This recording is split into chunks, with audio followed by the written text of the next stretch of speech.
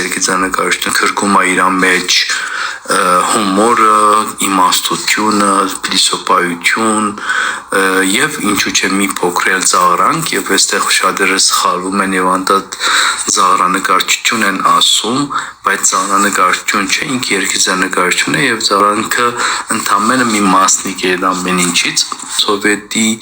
փլուզումից հետո երկիծանկարչությունը ստանձնել է ընդհանրապես հոդվածակիրի առաքելությունը իմ համար անցամբ ես մի երկիծանկար հավասար է մի հոդվածի ось եթե լավ երկիծանկար է քաղաքապարով փիլիսոփայությամբ եւ իմաստությամբ ինքը մի քանի այդ հոդվածի փոխարեն մի քանի պատկերով արագ հասցնում է միտքը տեքստի փոխարեն, քրության փոխարեն պատկերներով մեսեջները հասնում են, որը վիզուալ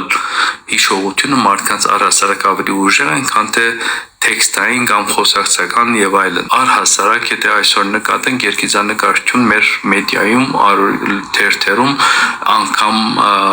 էլեկտրոնային թերթերում գոյություն չունեն։ Այսպիսի երկիծանկարչի անուն չեք կարող նշել, որ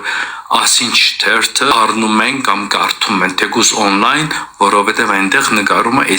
ինչ կարիկատուրիստը։ Իսկ արաբական աշխարհում թերևս եւ Newsweek-ում թերթերը հետևողները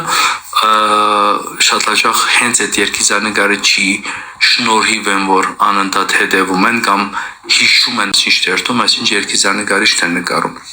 Հույսով եմ ես, որ նաեւ հայկական երկիծանկարչությունը կվերադառնա, քանի որ